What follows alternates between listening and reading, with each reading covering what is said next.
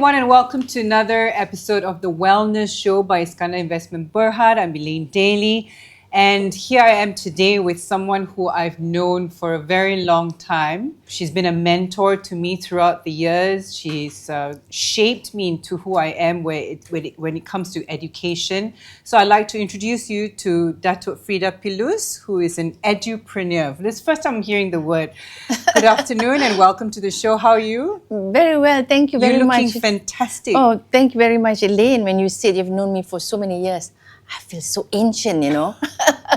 No, because she's the owner and the founder of Cempaka Schools, and I used to be a student there. Yes. And, you know, my kids... A model student. My kids go to the school now, and, you know, we're part of the Cempaka family. Tell us a little bit about yourself and how you started in the whole education business. First of all, I must thank you, you know, for inviting me to talk on something that's so close to my heart. I'm so passionate about it. I could say I'm wired up for it, you know, wired up and fired up about education. Well, I started in 1983, more than 4 decades ago, for my own children. And, you know, being a mother, we always think we can do the best for our children. Mm-hmm. So I thought I would be the best teacher for them. My first child, Rizal, got to go to school and like a mother, you know, we always think our children are so smart. So I thought, wow, I better start a school for the boys. I've got 5 sons. So it just came as a whim? Well, I don't know whether it was a whim or I don't know, maybe it's a calling, I would say. Yeah, probably a calling. You know? I mean, I didn't think of it as a business, you know. It's just for the kids. And then after that, Elaine came and all other children, you know, started to come. And now it's more than 4 decades. And you can never get it right because things change all the time. So you have to evolve, you know. And it is a very exciting and wondrous journey. It is one profession that you can shape it any way you like. And when you talk about Iskandar, you know, it's a new development. Can you imagine what you can put there? If you look around in most places in Malaysia, you have satellite towns and you've got, you know, where people live and all that. But it is not alive, I think. Mm-hmm. We should develop an ecosystem where people work, play and learn together. So if you have a community like Iskandar, people working in the office, parents and all that are also part of the school community. What I would really like to see in Malaysia, an intergenerational facility where you have preschool children together with old people, senior living people, working together and living together. Old people need young people to feel alive. Young people need old people to grow, to be mentored.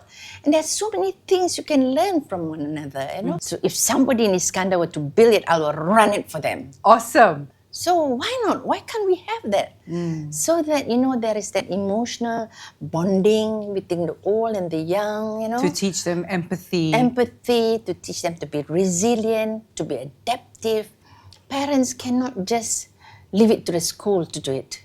It must be together. They need to be involved. To be involved, you know. It's a lifelong learning, you know. You don't stop.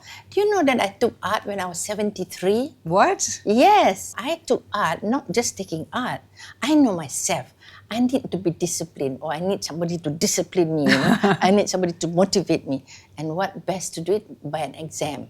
14 months of sheer work, consistent work and discovery. It keeps your mind very alert as well. Yes, and you learn a lot of things. And art is not for the gifted, it's just for somebody crazy like me. You want to do it, just do it. And this course needs to, you need to curate your own exhibition. I went to Jakarta to do batik, you know, cantik. Batik painting. For 1 week. And my goodness me, it's not easy. Because if you put too much wax, it'll fall on your hand, on your clothes. Right. So she'll say, sabar, sabar. And I said, saya sabar lah ni, you know. And I went to France to learn painting. I did everything. And, you know, it was such an eye-opener. And I feel that, oh my goodness me, I can do something if I set my mind to it, you know. Absolutely. And you have to study artist and come up with your own piece, taking the elements of the artist that you've studied. Right. You learn about paints, you learn, there's chemistry there, biology, I did eco-printing. Oh, it's a whole world of imagination and observation and creativity. Well, if you can do an arts course yes. at the age of what, 70, that's yes, pretty amazing. 73. 73. Yes, and I think it's something that I enjoy actually now, you know. And I took ballet. No. Yes, just before the pandemic, I did ballet from Sohaili, you know. Yes. I was schoolgirl. So it was tough, and she said, "I've never taught an adult before." So I said, "Well, this is your first time to have a curriculum." So could you do a plie and a pirouette? Yeah, I got to do that, you know, plie and then all sorts of steps and all that, you know. And it was very good for strength building and discipline, posture, you know, that sort of thing. Then the pandemic, and then I stopped, and I told Swahili, you got to start this again. And dance is very good, I think.